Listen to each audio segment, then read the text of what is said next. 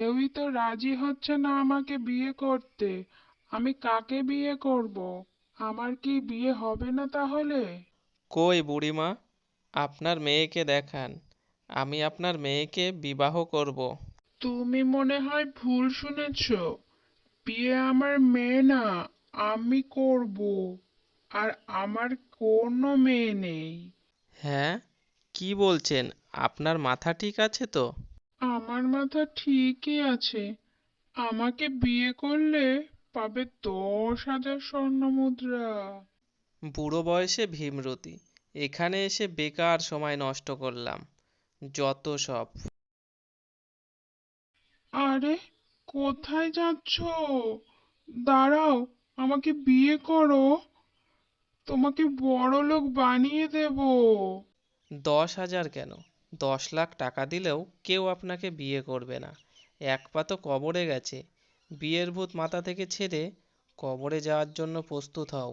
সারাদিন শুধু বসে বসে খাওয়া আর ঘুমোনো, আর তো কোনো কাজ নেই, ঠিকমতো করিসও তো না। খাবার কি তোর মরা মা এসে দিয়ে যাবে? তুমি আমাকে নিয়ে যা বলবে বলো, কিন্তু আমার মাকে নিয়ে কিছু বলবে না। দরদ? আসুক তোর বাপ আজকে, তোকে বাড়ি থেকে কিভাবে বের করি তাই দেখ শুধু।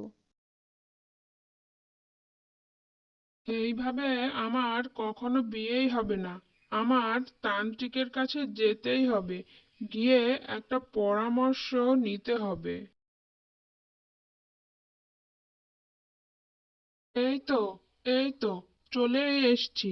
যাই, ভেতরে যাই। আমি জানতাম তুমি আসবে, তাই এত দেরি করলে কেন আসতে? তুমি কি করে জানলে আমি এখানে আসবো? আমি সব জানি বুড়িমা, তুমি কেন এসছো, কি করলে তোমার মনের আশা পূর্ণ হবে। তাহলে দয়া করে আমায় বলে দিও, আমি আবার কিভাবে বিয়ে করব, কিভাবে কাউকে রাজি করাবো আমাকে বিয়ে করতে। তুমি কখনো তোমার আসল পরিচয় দিয়ে এই বয়সে বিবাহ করতে পারবে না, এর জন্য তোমাকে ছলনা করতে হবে। কিন্তু আমি কি করতে পারি? বলবো, কিন্তু তার জন্য তোমার চুলের অর্ধেক আমাকে দিতে হবে। বলো তুমি রাজি আছো কিনা। আমি রাজি আছি। আমার বিয়ের জন্য আমি সব করতে পারি। তোমাকে একটা জাদু শক্তি দিলাম, তুমি চাইলে যুবতীর কণ্ঠে কথা বলতে পারবে। এই কণ্ঠ দিয়ে মানুষকে ভুলিয়ে এবার তোমাকে বিবাহ করতে হবে। যাও। সত্যি? আমি যুবতীর মতো কথা বলতে পারবো?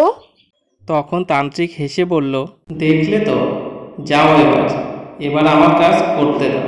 এবার আমাকে মিথ্যার আশ্রয় নিতেই হবে, নয়তো কখনো আমার বিয়ে হবে না। আরে, এই জঙ্গলে এই ছেলেটা একা একা বসে কান্না করছে কেন? যাই তো আমি কাছে গিয়ে দেখি। এই ছেলে, এই জঙ্গলে একা একা বসে কি করছো? আমি প্রতাপ, বাড়ি থেকে বের করে দিয়েছে, তাই আমি চলে এসেছি। জঙ্গলে থাকলে তো তোমার বাঘে খাবে, আর তোমার বাড়ি থেকেই বা কেন বার করে দিয়েছে? কাজকর্ম করার মুরদ নেই, আবার বিয়ে করবে, কত শখ! আমি হলাম সজলের বড়, সেই হিসাবে আমার আগে বিবাহ হবার কথা, কিন্তু তুমি আমাকে বিয়ে না দিয়ে ওকে বিয়ে দিচ্ছ। দেখেছো দেখেছো, তোমার ছেলে কেমন তর্ক করে মুখে মুখে। বলেছিলাম ওকে বাড়ির থেকে বার করে দাও, নয়তো পরে পস্তাতে হবে। তোর কি যোগ্যতা আছে বিয়ে করার? তোকে কি কেউ বিয়ে করবে? তুমি আমাকে ছোটবেলা থেকে না পড়িয়ে মাঠে কাজ করিয়েছ, ভাইকে পড়াশোনা শিখিয়েছ, এতে আমার কি দোষ? তুমি যদি তোমার ছেলেকে আজ বাড়ির থেকে বার না করো, তাহলে আমি এই বাড়ির থেকেই চলে যাব। তোমরা এত চেঁচামেচি করছো কেন? কি হয়েছে এখানে? বাবা, তুই এসছিস?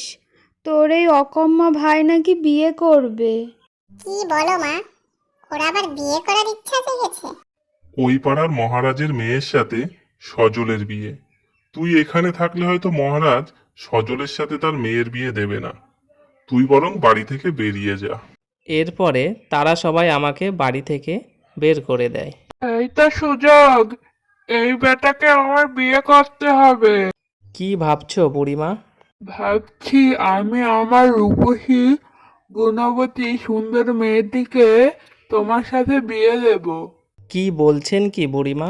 হ্যাঁ, তুমি অনেক ভালো ছেলে, তাই আমার মেয়েকে তোমার সাথে বিয়ে দেব। চলো আমার সাথে। সত্যি বলছেন বুড়িমা? আমাকে বিয়ে দেবেন? হ্যাঁ বাবা, চলো আমার সাথে। তুমি এখানে দাঁড়াও, আমার মেয়ে আবার অপরিচিত লোকের সাথে দেখা করে না। আমার মেয়ে তোমাকে দেখে পছন্দ করেছে। তুমি পাশের ঘরে গিয়ে বসো বাবা, কালই তোমাদের বিয়ে হবে। কিন্তু আমি আপনার মেয়েকে না দেখে কি করে বিয়ে করব? আমার মেয়ে বিয়ের পরে তোমার সাথে দেখা করবে, এখন দেখা করা যাবে না। তুমি তোমার বুড়িমার উপরে বিশ্বাস করতে পারো, মেয়ে খুবই সুন্দর বাবা।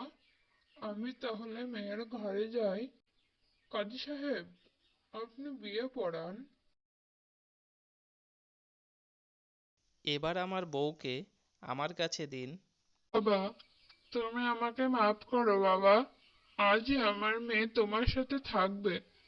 তবে একটা সমস্যা আছে, তুমি তার সাথে দেখা কিংবা কথা বলতে কিছুই পারবে না। তুমি আমাকে মাফ করে দিও বাবা। কিন্তু কেন বুড়িমা? সে তো এখন আমার বউ। দুঃখের কথা কি আর বলবো বাবা, এক সাধু তাকে অভিশাপ দিয়েছিল যে বিয়ের পরে যদি তার স্বামী তার মুখ দেখে কিংবা তার সাথে কথা বলে, সে তখনই সেখানে মারা যাবে।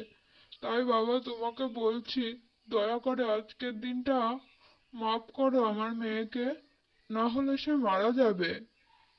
আচ্ছা আচ্ছা, তাহলে ঠিক আছে, আমি মানব।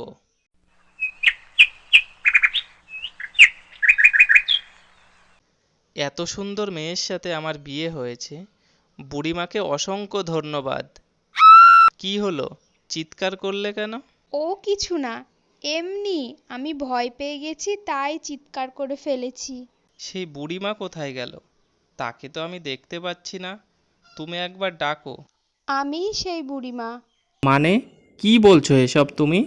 হ্যাঁ, তুমি ঠিকই শুনেছ। আমি রাজকন্যা। এই জঙ্গলে একবার বেড়াতে আসি আমি। তখন আমার ঘোড়ার আঘাতে এক পরী মারা যায়। সে মৃত্যুর সময় আমাকে অভিশাপ দিয়ে বুড়ি বানিয়ে দেয়, আর বলেছিল যদি আমি বিয়ে করে প্রথম রাত কথা না বলে থাকি, তাহলে আমি আবার আগের রূপে ফিরে আসব। এর জন্য তুমি আমাকে এত কথা বলেছিলে? ক্ষমা করে দাও। চলো এখন আমার সাথে আমার রাজ্যে, সেখানে যে আমরা সুখে শান্তিতে বসবাস করি। তুমি হবে রাজা আর আমি হব রানী।